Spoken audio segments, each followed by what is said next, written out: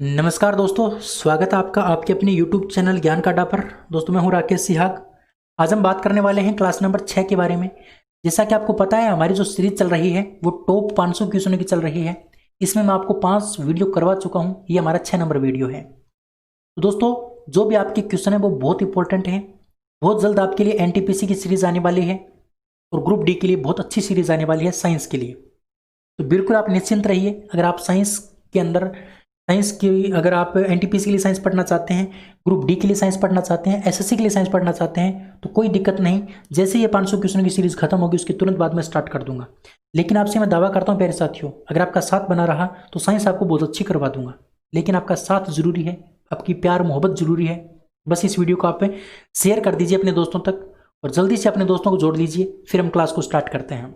दोस्तों, ये जो अभी मैं क्वेश्चन करवा रहा हूं वो ज़्यादातर तो पटवार एग्जाम को देख करके करवा रहा हूं। लेकिन प्यारे साथियों, ये जो क्वेश्चन है ये आपके पटवार में भी उतने उपयोगी हैं जितने आपके NTPC, ग्रुप डी, SSC या फिर अन्य किसी एग्जाम के लिए। तो प्रत्येक क्लास के लिए या प्रत्येक एग्जाम के लिए इस वीडियो को आप देख सकते हो, क्योंकि क्लास के क्वेश्चन बहुत ऑथेंटिक हैं, क्वेश्चन बहुत जीनियस हैं, बहुत अच्छे क्वेश्चन आपके लिए लेके आया हूँ। टोटल मैं आपको 40 क्वेश्चन करवाऊंगा आज, और वो 40 क्वेश्चन आपको बहुत अच्छे से पढ़ने हैं। साथ में उनका एक्सप्लेनेशन भी बताऊंगा। बहुत कुछ आपको सीखने को मिलेगा। चलिए वीडियो को स्टार्ट करते हैं, बात करते हैं आज की इस वीडियो के बारे में। 40 क्वेश्चनों के ऊपर हम डिस्कस करते हैं, बहुत ही इंटरेस्टिंग होंगे। चलिए स्टार्ट करते हैं। जैसा कि आपको पता है प्यारे साथियों, मैंने आपको बताया था कि टॉपिक आपके कितने हैं, 3-4 टॉपिक हैं। सबसे पहला टॉपिक आपका आधारभूत तत्व और दैनिक विज्ञान। इसके मैं क्वेश्चन नंबर 1 से लेकर 200 तक करवाने वाला हूं। इसके 200 क्वेश्चन। अब 201 नंबर क्वेश्चन से जो आपके स्टार्ट होंगे वो होंगे मानव शरीर के। अब मानव शरीर में आपका पाचन तंत्र, श्वसन तंत्र, परिवहन तंत्र, उत्सर्जन तंत्र, है ना, जितने भी तंत्र हैं आपके वो सारे तंत्र आ जाएंगे। और दोस्तों, इस चैप्टर के यानी इस मानव शरीर के लगभग मैं आपको क्वेश्चन करवाऊंगा तो 300 क्वेश्चन करवाऊंगा। 300 नहीं तो 250 क्वेश्चन जरूर करवाऊंगा। और पीछे आपके जो बचते हैं, विटामिन हो गया, रोग हो गया, 100 क्वेश्चन इनके करवाऊंगा। 100 क्वेश्चन इनके करवाऊंगा। कहने का मतलब क्वेश्चन मैंने आपको 500 लिख के दिए हैं, लेकिन 500 के मैं दूंगा आपको 550 के लगभग क्वेश्चन। तो बिल्कुल भी टेंशन नहीं लेनी है, बहुत अच्छा कंटेंट आपको मिल रहा है। बस एक बार इन क्वेश्चनों को पढ़ के देखिए, फिर आपको पता चलेगा आपके एग्जाम में कितने क्वेश्चन यहाँ से आते हैं। ठीक है, एक बार विश्वास करके देखिए और पढ़ के देखिए 500 क्वेश्चनों को। 500 क्वेश्चन आप एक दिन में पढ़ सकते हो। जब आपको PDF दूंगा तो एक दिन में अच्छे से पढ़ सकते हो इनको। ठीक है, एक बार एक दिन का टाइम निकाल के देखिए, आपको बहुत कुछ फायदा मिलने वाला है। चलिए स्टार्ट करते हैं। बात करते हैं 181 नंबर क्वेश्चन से। 181 नंबर क्वेश्चन ये रहा प्यारे साथियों, 181 नंबर क्वेश्चन। चलिए, कि निम्नलिखित में से सहजीवन उत्पन्न करने वाली वह कौन सी तकनीक है जिसमें एक प्रतिबिंब दूसरे में बदल जाता है। एक प्रतिबिंब दूसरे में बदल जाता है, उस क्रिया को क्या कहा जाता है? उस क्रिया को कहा जाता है आकृतिक निरूपण। क्या कहा जाता है? आकृतिक निरूपण कहा जाता है, यानी आकृति का निरूपण होना, आकृति का निरूपण करना, उसको कहा जाता है। Option number B correct answer हो जाएगा आपका। प्रतिबिंब का दूसरे में बदल जाना, उस तकनीक को कहा जाता है आकृतिक निरूपण। Option number B.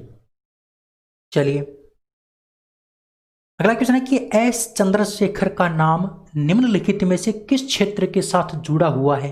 तो प्यारे साथियों, एस चंद्रशेखर का जो नाम है वो आपका खगोल भौतिक विज्ञान के साथ जुड़ा हुआ है। खगोल विज्ञान और भौतिक विज्ञान दोनों के साथ जुड़ा हुआ है। ऑप्शन नंबर आपका सी करेक्ट आंसर हो जाएगा। अब सारे क्वेश्चन दोस्तों, आपको लगभग क्वेश्चन जो है ना ये मैं करवा रहा हूँ। ऐसे क्वेश्चन खोज वाले क्वेश्चन हो गए, ये क्वेश्चन आपको याद करने पड़ते हैं, रटने पड़ते हैं। इन क्वेश्चन का कोई इलाज नहीं होता। ठीक है, तो भाई ध्यान रखना है आपको। एस चंद्रशेखर है ना, उनका नाम खगोल और भौतिक विज्ञान के साथ जुड़ा है। खगोल भौतिकी जिसको बोलते हैं, ध्यान रखना। ऑप्शन नंबर आपका सी करेक्ट आंसर हो जाएगा। अगला क्वेश्चन है कि 4 स्ट्रोक पेट्रोल इंजन निम्नलिखित में से किस पर आधारित है? 4 स्ट्रोक इंजन, 4 स्ट्रोक इंजन है वो किसके ऊपर आधारित है, वो आपसे पूछा गया है। तो प्यारे साथियों, आपको ध्यान रखना है 4 स्ट्रोक इंजन होता क्या है, पहले तो आपको ये पता होना चाहिए। 4 स्ट्रोक इंजन का मतलब आपकी जो कार होती है, जो बड़ी गाड़ियां होती हैं, उनके अंदर आपका 4 स्ट्रोक जो आपका इंजन है वो पाया जाता है। अच्छा, 4 स्ट्रोक इंजन होता क्या है? इसके अंदर जो भी आपका मतलब आप ईंधन देते हो, जो भी आप ईंधन देते हो, यानी जो पेट्रोल डीजल देते हो, वो 4 प्रक्रमों से गुजरता है, 4 प्रक्रियाओं से गुजरता है। सबसे पहले तो उस पेट्रोल को हम क्या करते हैं, पेट्रोल को डालते हैं। पेट्रोल को डालते हैं तो उसको कहा जाता है इनटेक क्रिया। इनटेक, पहले इनटेक होगा, उसके बाद उस पेट्रोल का संपीड़न होगा, यानी उस आपका पेट्रोल है, डीजल है, उसको दबाया जाएगा, उसका संपीड़न होगा, उसका कंप्रेशन होगा, उसके बाद उससे चिंगारी उत्पन्न होगी जिसको बोलते हैं ज्वलन। चिंगारी उत्पन्न होगी और चिंगारी उत्पन्न होने के बाद में वो क्या करेगा, ऊर्जा उत्सर्जित करेगा। क्या करेगा, ऊर्जा उत्सर्जित करेगा, और वो ऊर्जा क्या करेगी, आपकी मोटर गाड़ी को चलाने का काम करेगी। तो ये हो गया आपके 4 स्ट्रोक, यानी 4 स्टेप हो गए। 4 स्टेप का जो होता है ना उसको 4 स्ट्रोक बोलते हैं। पहले डालते हैं, फिर उसका संपीड़न होता है, फिर उससे ज्वलन उत्पन्न होती है और उससे ऊर्जा उत्पन्न होती है, उसको कहा जाता है 4 स्ट्रोक इंजन। और प्यारे साथियों, जो 4 स्ट्रोक इंजन होता है, 4 स्ट्रोक को क्या कहते हैं, ऑटो चक्कर बोलते हैं। क्या बोलते हैं, ऑटो चक्कर। इसका दूसरा नाम मान सकते हो आप, ऑटो चक्कर। तो ऑप्शन नंबर आपका बी क्या होगा, करेक्ट आंसर होगा। ठीक है, चलिए अगला क्वेश्चन है कि खगोल भौतिकी के लिए भारत में जन्मे किस वैज्ञानिक को नोबेल पुरस्कार प्रदान किया गया। खगोल भौतिकी, तो आपको पता है प्रोफेसर चंद्रशेखर। प्रोफेसर चंद्रशेखर आपका क्या हो जाएगा, करेक्ट आंसर। अभी मैंने आपको बताया था खगोल भौतिक विज्ञान से संबंधित आपके कौन है, एस चंद्रशेखर। ठीक है, हाँ अगला क्वेश्चन। अगला क्वेश्चन है क्लोरोफ्लोरोकार्बन ज्यादातर कहाँ इस्तेमाल होते हैं। क्लोरोफ्लोरोकार्बन यानी CFC का उपयोग ज्यादातर कहाँ पर होता है, तो प्यारे साथियों रेफ्रिजरेटर में होता है, आपके फ्रिज के अंदर होता है। और CFC के कारण ही आपकी जो ओजोन परत है उसकी मोटाई में कमी आ रही है। ठीक है ना, इसी के कारण ओजोन परत की मोटाई में क्या आ रही है, कमी आ रही है। ये बात पे आपको ध्यान रखनी है। ठीक है, चलिए अगला क्वेश्चन 186 नंबर क्वेश्चन कि उत्तरी ध्रुव की खोज किसने की। उत्तरी ध्रुव की खोज किसने की, अब ये क्वेश्चन आपको याद रखने पड़ेंगे। उत्तरी ध्रुव की जो आपकी खोज की गई थी प्यारे साथियों, वो रॉबर्ट पियरी के द्वारा। ऑप्शन नंबर ए आपका राइट हो जाएगा, रॉबर्ट पियरी के द्वारा उत्तरी ध्रुव की खोज की गई थी। अब मैं आपसे क्वेश्चन पूछूंगा, दक्षिण ध्रुव की खोज किसने की। दक्षिण ध्रुव की खोज किसने की। अब इसका आंसर आपको कमेंट बॉक्स में कमेंट करके देना है, मैं नहीं बताऊंगा। इसका आंसर आपको कमेंट बॉक्स में कमेंट करके देना है, दक्षिण ध्रुव की खोज किसने की। ठीक है, हाँ अगला क्वेश्चन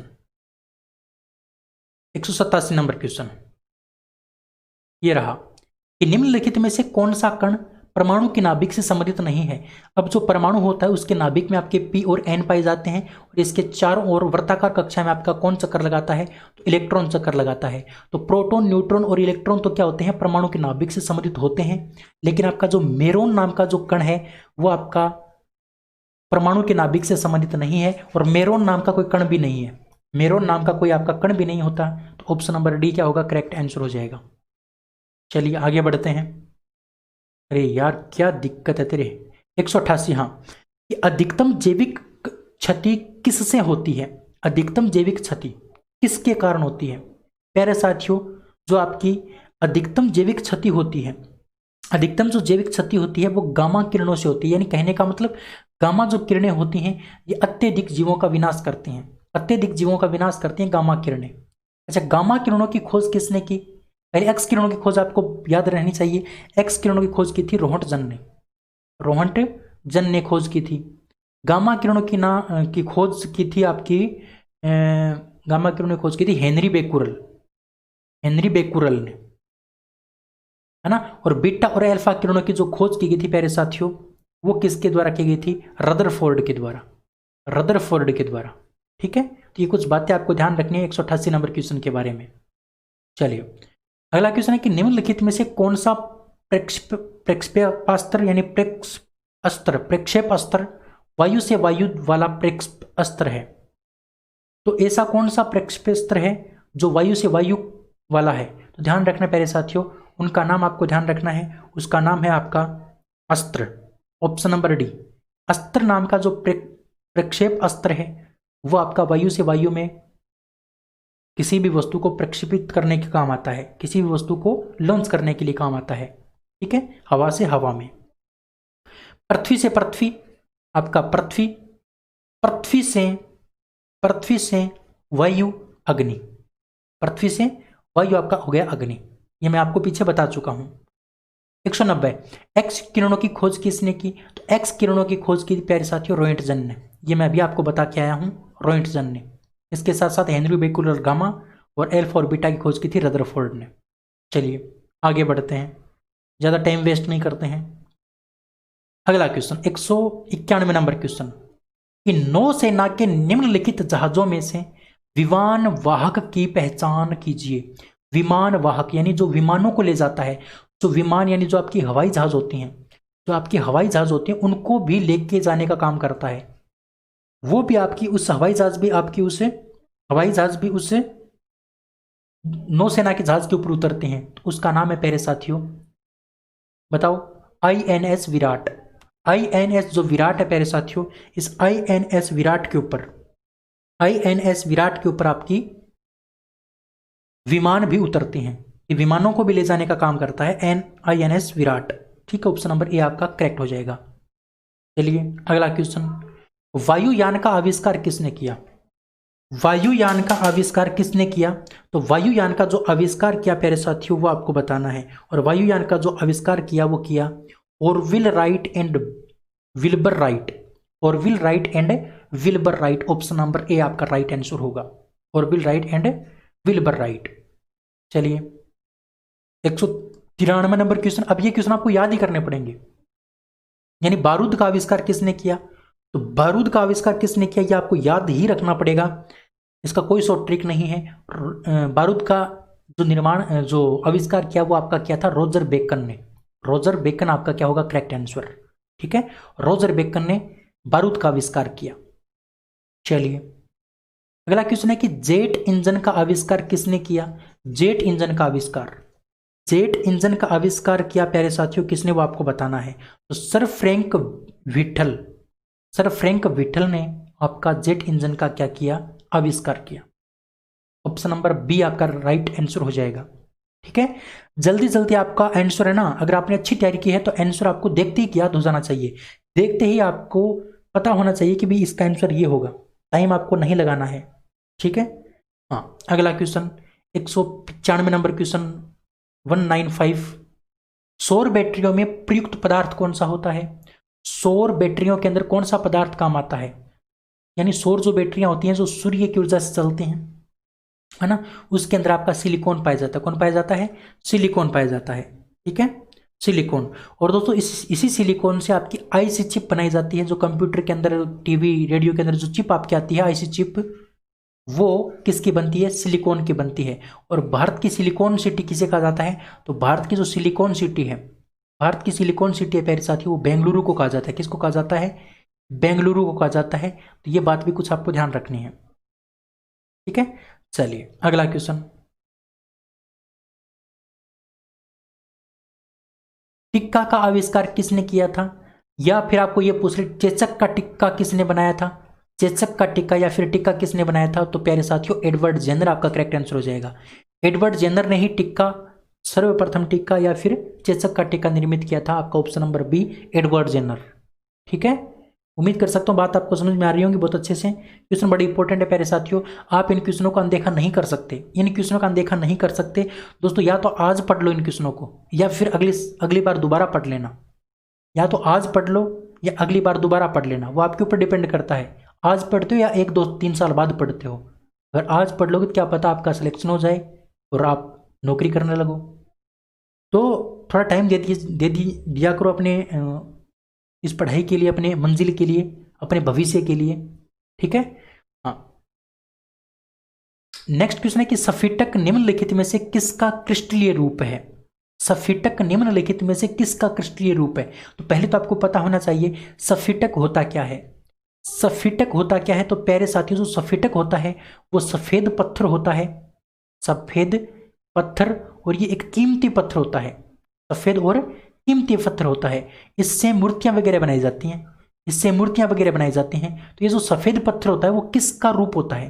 तो प्यारे साथियों वो सिलिका का रूप होता है। वो एक प्रकार की सिलिका ही होती है, वो एक प्रकार की सिलिका ही होती है, जिससे क्या बन जाता है? सफेद पत्थर बनता है, या सफेद पत्थर इसका रूप है। ठीक है ना, सिलिका का रूप क्या है? सफेद पत्थर या फिर स्फटिक। ये स्फटिक क्या होता है इसके बारे में आपको ध्यान रखना है, इसकी मूर्तियां वगैरह बनती हैं। ठीक है, हाँ। टेलीफोन का आविष्कार किसने किया? तो भाई साथियों आप सभी को पता होगा टेलीफोन का आविष्कार किसने किया। तो टेलीफोन का जो आविष्कार किया था वो ग्राहम बेल ने किया था, अलेक्जेंडर ग्राहम बेल ने। अलेक्जेंडर ग्राहम बेल ने आपका टेलीफोन का आविष्कार किया। ऑप्शन नंबर बी आपका राइट आंसर हो जाएगा। जी मार्कोनी ने किसका किया? JL बेयर्ड ने किसका किया? इनके बारे में आप कमेंट में बताओगे, देखना चाहूंगा कितने दोस्त मेरे इसका आंसर बता पाते हैं। कितने दोस्त इसका आंसर बता पाते हैं?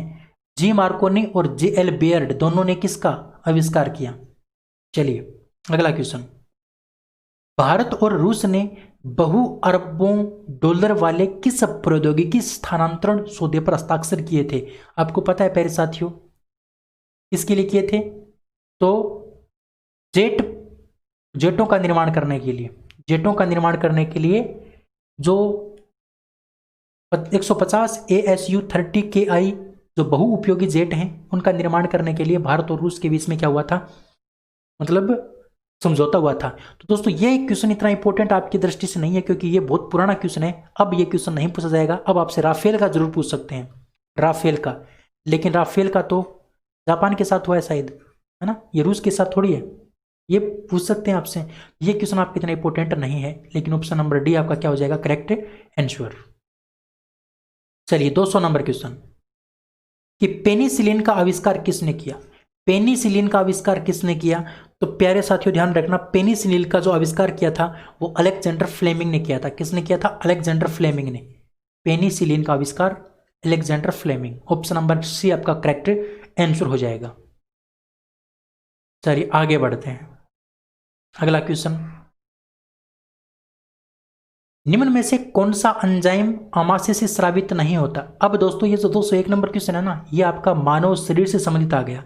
और मानव शरीर में भी सबसे पहला टॉपिक कौन सा है? आपका पाचन तंत्र। पहला टॉपिक मैं आपको करवाऊंगा पाचन तंत्र। तो पाचन तंत्र से जितने भी क्वेश्चन आपके बनते हैं वो सारे यहाँ पर डिस्कस करूंगा। और प्यारे साथियों वही क्वेश्चन है जो इंपॉर्टेंट है और वही क्वेश्चन है जो आपके एग्जाम में पूछे गए हैं। तो टॉपिक वाइज भी हो रहा है, साथ साथ में इंपॉर्टेंट क्वेश्चन भी हो रहे हैं और साथ साथ में प्रीवियस ईयर क्वेश्चन भी हो रहे हैं। तो ये सीरीज बहुत इंपॉर्टेंट है प्यारे साथियों, देख लेना, यहीं से क्वेश्चन आपके आएंगे सारे के सारे साइंस के क्वेश्चन। क्वेश्चन है कि निम्नलिखित में से कौन सा एंजाइम आमाशय से स्रावित नहीं होता?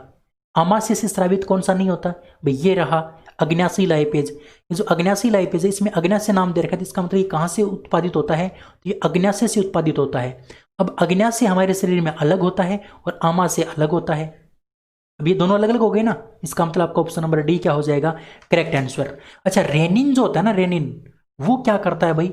रेनिन हमारा जो हम बनाते हैं ना वो रेनिन के किसके लिए काम आता है?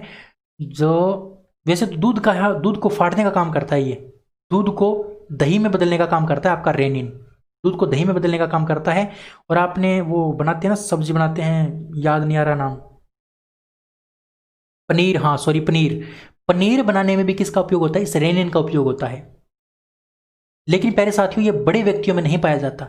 रेनिन हमारे शरीर के अंदर भी पाया जाता है। और ये जो रेनिन होता है ये केवल और केवल बच्चों के अंदर पाया जाता है। किसके अंदर पाया जाता है? बच्चों के अंदर पाया जाता है। और बड़े व्यक्तियों में रेनिन अनुपस्थित होता है और इस रेनिन की जगह आपका पाया जाता है HCl। ये बातें भी आपको कुछ ध्यान होनी चाहिए। पेप्सिन की बात करते हैं तो ये प्रोटीन का पाचन करता है और प्रोटीन को पेप्टोन में बदलने का काम करता है, पेप्टाइड में बदलने का काम, प्रोटीन को पेप्टाइड में बदलने का काम। और ये जो जठर होता है प्यारे साथियों, ये जठर आपका क्या करता है?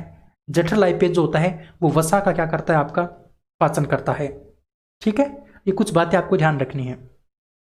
अगला क्वेश्चन कि निम्नलिखित में से कौन सा एंजाइम प्रोटीन के पाचन में सहायता करता है? प्रोटीन के पाचन में कौन सा एंजाइम सहायता करता है? तो आपको पता होना चाहिए। देखिए टाइलिन क्या करता है? तो टाइलिन आपका मंड को स्टार्च में बदलने का काम करता है, यानी मंड को माल्टोज में बदलने का काम करता है। माल्टोज में बदलने का काम करता है। मंड यानी स्टार्च, मंड यानी स्टार्च। तो ये स्टार्च को माल्टोज में बदलता है टाइलिन। तो स्टार्च आपका प्रोटीन नहीं होता, ये तो कार्बोहाइड्रेट होता है। अच्छा लाइसोजाइम जीवाणुओं को खत्म करने का काम करता है, जीवाणु को खत्म करने का काम करता है। लाइपेज आपका वसा का पाचन करता है। तो पेप्सिन क्या करता है? अभी मैंने आपको बताया था, ये प्रोटीन को पेप्टाइड में बदलता है, प्रोटीन को पेप्टाइड में। तो ऑप्शन नंबर आपका 3 हो जाएगा करेक्ट आंसर। आई बात समझ में? बिल्कुल। अब आपको ये पूछ ले कि हमारी लार में कौन कौन से एंजाइम पाए जाते हैं? तो हमारी लार में एक तो ये टाइलिन नाम का एंजाइम होता है और एक प्यारे साथियों लाइसोजाइम नाम का एंजाइम होता है। ये हमारी लार के अंदर होते हैं। ठीक है, अगला क्वेश्चन, दूध में पाए जाने वाला मुख्य प्रोटीन कौन सा होता है? दूध के अंदर कौन सा प्रोटीन होता है? तो दूध के अंदर जो आपका प्रोटीन होता है प्यारे साथियों वो आपका होता है केसिन। केसिन नाम का जो प्रोटीन है वो आपका दूध में पाया जाता है। ये एक्टिन और जो मायोसिन है ये हमारी मांसपेशियों के अंदर पाए जाते हैं। कहां पर पाए जाते हैं? मांसपेशियों के अंदर। ये हमारी मांसपेशियों के अंदर पाए जाते हैं। और ये जो आपका जठर लाइपेज होता है प्यारे साथियों, ये जो जठर लाइपेज होता है ये आपका प्रोटीन नहीं होता, ये आपका प्रोटीन नहीं होता, ये आपका जठर ग्रंथि से निकलने वाला रस होता है। ये एक रस होता है जो आपका जठर ग्रंथि से निकलता है। और एल्बुमिन जो होता है प्यारे साथियों वो आपका प्लाज्मा के अंदर पाया जाता है। कहाँ पर पाया जाता है? प्लाज्मा के अंदर। प्लाज्मा कहाँ पर होता है? हमारे रक्त के अंदर। रक्त का प्लाज्मा भाग होता है और उसी प्लाज्मा के अंदर आपका एल्बुमिन नाम का प्रोटीन होता है। तो दूध के अंदर कौन सा प्रोटीन हो जाएगा? केसिन। ठीक है, बिल्कुल। अगला क्वेश्चन कि हाइड्रोक्लोरिक अम्ल का स्रावण आहार नाल के किस भाग से होता है? आहार नाल के किस भाग से हाइड्रोक्लोरिक अम्ल का मतलब स्रावण होता है? तो प्यारे साथियों, आमाशय जो होता है ना हमारा, आमाशय, आमाशय के अंदर पाई जाती है जठर ग्रंथि। कौन सी ग्रंथि? जठर ग्रंथि। ये ग्रंथि एक रस छोड़ती है और उस रस को कहा जाता है जठर रस। क्या कहा जाता है? जठर रस। और ये जो जठर रस है इसके अंदर आपके पाया जाता है HCl। क्या पाया जाता है? HCl प्लस कुछ एंजाइम पाए जाते हैं। और एंजाइम कौन कौन से? जैसे लाइपेज एंजाइम हो गया, एमाइलेज एंजाइम हो गया, ट्रिप्सिन एंजाइम हो गया। ये आपके एंजाइम होते हैं इस जठर रस के अंदर। और इसी जठर रस के अंदर आपका क्या होता है? HCl होता है। HCl क्या करता है? तो HCl जीवाणुओं को नष्ट करता है, भोजन से जीवाणुओं को नष्ट करता है। निष्क्रिय जो आपके एंजाइम होते हैं, निष्क्रिय एंजाइम यानी इन एंजाइमों में से कुछ एंजाइम निष्क्रिय हो जाते हैं तो उनको सक्रिय करने का काम भी कौन करता है? HCl करता है। ठीक है, ये कुछ HCl के काम होते हैं। तो HCl कहाँ से निकला आपका? यानी HCl का मतलब हाइड्रोक्लोरिक अम्ल कहाँ से निकला? तो आमाशय से निकला। ऑप्शन नंबर 4 आपका करेक्ट आंसर होगा। चलिए अगला क्वेश्चन कि पानी में फ्लोराइड की मात्रा बढ़ने से, पानी में फ्लोराइड की मात्रा बढ़ने से दांतों में कौन सा रोग हो जाता है? तो फ्लोराइड से आपका फ्लोरोसिस नाम का रोग होता है। फ्लोराइड से फ्लोरोसिस नाम का रोग होता है प्यारे साथियों। और ये जो आपका लीवर सिरोसिस रोग होता है ये आपका लीवर से संबंधित रोग है। और ये लीवर सिरोसिस रोग होता कब है? जब हम ज़्यादा शराब का उपयोग करते हैं, ज़्यादा शराब का सेवन करते हैं तो हमारी लीवर खराब हो जाती है। उस रोग को कहा जाता है लीवर सिरोसिस रोग। दोस्तों बात करते हैं ग्लोसाइटिस रोग की। तो ये हमारी जीभ के ऊपर छाले हो जाते हैं, हमारी जीभ के ऊपर जो छाले हो जाते हैं उनको कहा जाता है ग्लोसाइटिस रोग। और ये एक वायरस के कारण होते हैं। और उस वायरस का नाम आपको ध्यान रखना है हर्पिस। ध्यान रखना प्यारे साथियों, हर्पिस सिम्पटेक्स। हर्पिस सिम्पटेक्स, सिम्पटेक्स, हर्पिस सिम्पटेक्स नाम का एक वायरस होता है। और इसी वायरस के कारण आपका ये ग्लोसाइटिस रोग होता है। तो उम्मीद कर सकता हूं बात आपको समझ में आ रही होंगे बहुत अच्छे से। ठीक है, अगला क्वेश्चन, मानव शरीर में सबसे कठोर पदार्थ, मानव शरीर का सबसे कठोर पदार्थ कौन सा होता है? तो मानव शरीर का सबसे कठोर पदार्थ आपका दांत का इनेमल होता है। दांत का इनेमल हमारे शरीर का सबसे कठोर पदार्थ, दांत का इनेमल। इसको दांत का शिखर भी कहा जाता है, दांत का शिखर। दांत का शिखर हमारा सबसे कठोर पदार्थ होता है हमारे शरीर का, इनेमल। ठीक है, दांत का सर्वाधिक भाग किसका बना होता है? दांत का सर्वाधिक भाग किसका बना होता है प्यारे साथियों? तो दांत का जो आपका सर्वाधिक भाग आपका बना होता है वो बना होता है डेंटाइन का। किसका बना होता है? डेंटाइन का बना होता है। ऑप्शन नंबर आपका 2 क्या होगा? करेक्ट आंसर होगा। आई बात समझ में? बिल्कुल। तो हमारे दांत का सर्वाधिक भाग जो होता है ना, इस इनेमल को छोड़ करके, इनेमल को छोड़ करके, इनेमल तो आपका दांत का ऊपर का भाग हो गया, इस प्रकार से दांत का इनेमल ऊपर का भाग हो गया, और जो बचता है उसको बोलते हैं डेंटाइन। ठीक है, डेंटाइन का बना होता है। अच्छा, अब हम बात करते हैं इनेमल किसका बना होता है। अब हम यहां पर बात कर लेते हैं इनेमल किसका बना होता है। तो प्यारे साथियों, जो इनेमल आपका बना होता है वो कैल्शियम फास्फेट का बना होता है। इनेमल किसका बना होता है? कैल्शियम फास्फेट का, CaPO4। CaPO4 कैल्शियम फास्फेट का आपका बना होता है इनेमल दांत का। ठीक है, बिल्कुल। अगला क्वेश्चन, मनुष्य के दांत होते हैं, मनुष्य के जो दांत हैं वो किस प्रकार के होते हैं, उनको क्या कहा जाता है? तो मनुष्य के जो दांत होते हैं प्यारे साथियों उनको कहा जाता है थिकोडेंट। मनुष्य के दांत को क्या कहा जाता है? थिकोडेंट कहा जाता है। और जो भी आपके जहरीले जो जीव होते हैं, जैसे मगरमच्छ हो गया ना, मगरमच्छ हो गया, इसके जो जीव होते हैं यानी मगरमच्छ जैसे जो जीव होते हैं उनको, उनके दांतों को कहा जाता है हेट्रोडेंट। क्या कहा जाता है? हेट्रोडेंट कहा जाता है। और डाइफाइडेंट जो है ना वो आपके जैसे हाथी हो गया या फिर कोई भैंस हो गया, ऊंट हो गया, उनके दांतों को डाइफाइडेंट कहा जाता है। और जो आपके मगरमच्छ हो गया, मतलब शेर हो गया, चीता हो गया, इनके दांतों को हेट्रोडेंट कहा जाता है। और हमारे दांतों को क्या कहा जाता है? थिकोडेंट कहा जाता है। ठीक है, ऑप्शन नंबर आपका 2 करेक्ट आंसर हो जाएगा। चलिए 211 नंबर क्वेश्चन की बात करते हैं कि दांतों का अध्ययन विज्ञान की कौन सी शाखा में किया जाता है। दांतों का अध्ययन, तो साथियों ध्यान रखना, दांतों का जो अध्ययन है वो ओडेंटोलॉजी में किया जाता है। किसके अंदर? ओडेंटोलॉजी में। ओडेंटोलॉजी में आपका दांतों का अध्ययन होता है। ऑस्टियोलॉजी में आपका अस्थियों का अध्ययन होता है, यानी हड्डियों का अध्ययन। मायोलॉजी के अंदर आपका मांसपेशियों का अध्ययन होता है। मायोलॉजी में आपका मांसपेशियों का अध्ययन। उसके साथ साथ दोस्तों हिपेटोलॉजी में आपका ऊतकों का अध्ययन होता है। किसका अध्ययन होता है? ऊतकों का अध्ययन होता है। इसी प्रकार से आपको एक बात और ध्यान रखनी है, हिपेटोलॉजी के जैसे ही एक आपको नाम याद रखना है, हिमेटोलॉजी। हिपेटोलॉजी और हिमेटोलॉजी दोनों आपको कंफ्यूज कर सकते हैं। हिपेटोलॉजी में तो ऊतकों का अध्ययन होता है और हिमेटोलॉजी में आपका होता है प्यारे साथियों किसका? हिमेटोलॉजी में आपका होता है रक्त का अध्ययन। अब देखो, हिम से हीमोग्लोबिन, हिम से हीमोग्लोबिन, और हीमोग्लोबिन आपका किसके अंदर पाया जाता है? रक्त के अंदर। इस प्रकार से याद रख सकते हो, हिम यानी हीमोग्लोबिन और हीमोग्लोबिन आपका रक्त में के अंदर होता है, इसका हिमेटोलॉजी हो जाएगा। ठीक है, चलिए दांत किसके बने होते हैं? तो दांत आपके कैल्शियम और फास्फोरस के बने होते हैं, ये तो आप सभी को पता है। दांतों के अंदर क्या पाया जाता है? दांतों के लिए और हड्डियों के लिए कौन आवश्यक होता है? तो कैल्शियम और फास्फोरस आपका उपयोगी होता है दांतों के लिए और हड्डियों के लिए। चलिए अगले क्वेश्चन की बात करते हैं। दांतों का निर्माण कौन सी प्रोटीन से होता है? दांतों के अंदर कौन सी प्रोटीन पाई जाती है? दांतों के अंदर कौन से तत्व पाए जाते हैं? तो तत्व तो आपका एक तो होता है आपका कैल्शियम और एक होता है आपका फास्फोरस। तत्व की अगर बात करते हैं तो आपका फास्फोरस और कैल्शियम काम आता है। अगर हम बात करते हैं प्रोटीन की, तो प्रोटीन के रूप में आपकी काम आती है प्यारे साथियों ओसिन नाम की प्रोटीन। कौन सी प्रोटीन? ओसिन प्रोटीन। ओसिन प्रोटीन दांतों का निर्माण करती है। अभी मैंने आपको बताया था एक्टिन और मायोसिन नाम की जो प्रोटीन है प्यारे साथियों, वो आपकी मांसपेशियों के अंदर पाई जाती है। किसके अंदर? मांसपेशी के अंदर। और हिस्टोन नाम की जो प्रोटीन है वो आपकी पाई जाती है डीएनए के अंदर। किसके अंदर? डीएनए के अंदर, यानी गुणसूत्र के अंदर। ये किसके अंदर होती है? आपकी गुणसूत्र के अंदर होती है। ध्यान रखना, हिस्टोन नाम की प्रोटीन। और ग्लोबिन नाम की कोई प्रोटीन ही नहीं होती, ग्लोबिन होती है वो। ठीक है, ग्लोबुलिन होती है वो। ये बात आपको समझ में आ गई होगी। ओसिन ऑप्शन नंबर 2 आपका करेक्ट आंसर हो जाएगा। चलिए निम्न में से कौन सा कथन असत्य है? कौन सा कथन असत्य है? तो प्यारे साथियों ध्यान रखना, पहला दे रखा है कि स्थायी दांतों की संख्या 20 होती है। नहीं भाई, स्थायी दांतों की संख्या तो 32 होती है। स्थायी दांतों की संख्या तो कितनी होती है? 32। यानी जब हमारे 32 दांत आ जाते हैं तो वो कभी टूटते नहीं है, वो अस्थायी होते हैं। ये जो 20 दांत होते हैं स्टार्टिंग में जब बच्चे के आते हैं वो तो क्या होते हैं? अस्थायी दांत होते हैं। तो यही बात आपकी क्या है? गलत है। यही बात आपकी क्या है? गलत है। अगले देख लो, अस्थायी दांतों की संख्या 20, बिल्कुल ये टूट जाते हैं। उसके बाद दोबारा जो दांत आते हैं वो कितने आते हैं? 20 आते हैं। दोबारा फिर से 20 आ जाते हैं, लेकिन ये 20 फिर उसमें कुछ समय के बाद इसमें 28 हो जाते हैं, कुछ समय के बाद ये 32 हो जाते हैं, और ये क्या कहलाते हैं? स्थायी दांत कहलाते हैं, द्विवारदंती। ठीक है, बिल्कुल।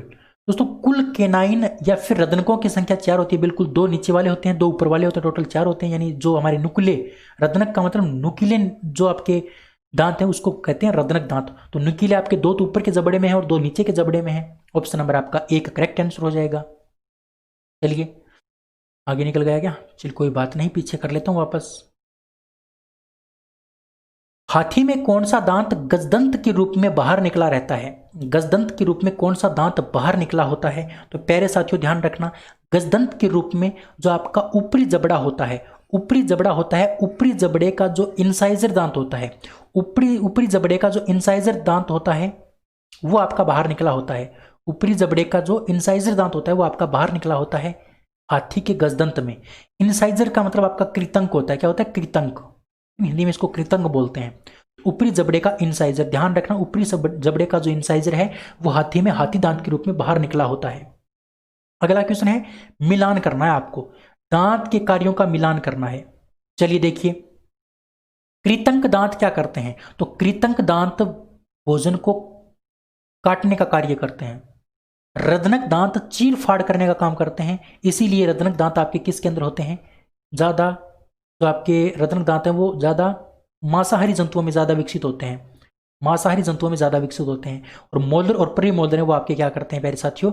भोजन को चबाने का काम करते हैं। बिल्कुल, तो आपका ये समझ में आ गया होगा, कृतंक यानी काटने का, और केनाइन यानी चीरफाड़ करने का, और प्री मोलर और मोलर आपके भोजन को चबाने का कार्य करते हैं। ठीक है, बिल्कुल। चलिए अगला क्वेश्चन, 217 नंबर क्वेश्चन कि मनुष्य की मुख गुहा में कितनी जोड़ी लार ग्रंथि पाई जाती हैं। हमारे मुंह के अंदर कितनी जोड़ी लार ग्रंथि पाई जाती हैं? तो प्यारे साथियों आपको पता होना चाहिए, हमारे 3 जोड़ी लार ग्रंथि पाई जाती हैं। एक तो पीछे कान की तरफ पाई जाती है, एक जीभ के नीचे पाई जाती है, और एक हमारे दोनों गाल होती है ना, दोनों गाल उसमें पाई जाती हैं। तो एक जोड़ी तो ये हो गई, एक कानों की तरफ हो गई और एक जीभ के नीचे हो गई। तो कितनी जोड़ी हो गई? 3 जोड़ी। ऑप्शन नंबर ए आपका क्या होगा? करेक्ट आंसर हो जाएगा। चलिए, लार का यहां पर पीएच नाम आएगा। लार का पीएच मान कितना होता है? लार का पीएच मान कितना होता है? तो लार का पीएच मान आपका 6.8 होता है। कितना होता है? 6.8। इसीलिए लार को प्यारे साथियों अम्लीय प्रकृति का माना जाता है। कौन सी प्रकृति का? अम्लीय प्रकृति का। ठीक है, लार का पीएच मान आपका होता है 6.8। चलिए आगे बढ़ते हैं। लार में कौन सा एंजाइम पाया जाता है? मैंने अभी आपको बताया था, लार के अंदर आपका एक तो टाइलिन और एक लाइसोजाइम, दोनों एंजाइम पाए जाते हैं। ऑप्शन नंबर सी आपका करेक्ट होगा। टाइलिन एंजाइम क्या करता है? ये मंड को माल्टोज में बदलने का काम करता है। मंड को माल्टोज, मंड का मतलब स्टार्च, यानी स्टार्च को माल्टोज में बदलने का काम करता है। लाइसोजाइम क्या करता है? जीवाणुओं को खत्म करने का काम करता है, बैक्टीरिया को खत्म करता है। इसका मतलब ऑप्शन नंबर 3 आपका करेक्ट आंसर हो जाएगा। चलिए, स्टार्च यानी मंड को माल्टोज में परिवर्तित करने का कार्य कौन करता है? तो अभी मैंने आपको बताया, टाइलिन। टाइलिन क्या करता है? स्टार्च को मंड में बदलने का, स्टार्च यानी जो मंड होता है उसको माल्टोज में बदलने का काम करता है। तो उम्मीद कर सकता हूं क्वेश्चन आपको समझ में आया होगा। प्यारे साथियों, मैंने आज आपको 40 क्वेश्चन करवाए, 20 क्वेश्चन मैंने आपको फर्स्ट टॉपिक के करवाए और 20 क्वेश्चन मैंने आपको सेकंड टॉपिक के करवाए। उम्मीद कर सकता हूं दोनों टॉपिकों का आपको समझ में आए होंगे। और दोस्तों, ये जो आपका मानव शरीर वाला टॉपिक है, यहाँ से क्वेश्चन, बहुत ज़्यादा क्वेश्चन आएंगे प्यारे साथियों। ज़्यादा क्वेश्चन आने की संभावना आपका इसी में से है, इसलिए इनको अच्छे से पढ़ेंगे। जो भी आपका मतलब ये 300 क्वेश्चन जो आगे बचे हुए हैं, इनको अच्छे से पढ़ने की कोशिश करेंगे, जिससे कि आपको बहुत कुछ से मदद मिले। उम्मीद कर सकता हूँ आज का मेरा जो सेशन है वो आपको पसंद आया होगा। अगर आपको पसंद आया है, थोड़ा काम का लगा है, मेरी मेहनत आपको पसंद आई है, मेरी मेहनत के ऊपर आप ये मानते हैं कि हाँ मेहनत जरूर की है, और सच में बताऊँ मेहनत तो की है प्यारे साथियों, क्योंकि 40 क्वेश्चन लिखे हैं, आपके सामने पढ़ाया है, फिर आपने देखे हैं, तो मेहनत तो आपने भी की है, मैंने भी की है। तो थोड़ा सा इस मेहनत का फल दो, क्लास को आप शेयर कर दो, लाइक कर दो, कमेंट करो आपको वीडियो कैसा लगा, जिससे मैं मोटिवेट रहूं और आपके लिए बहुत अच्छे से काम कर पाऊँ। चलिए आज की इस वीडियो में इतना ही, अगले वीडियो में फिर मिलेंगे। तब तक के लिए जय हिंद, जय Bharat, thank you, bye bye.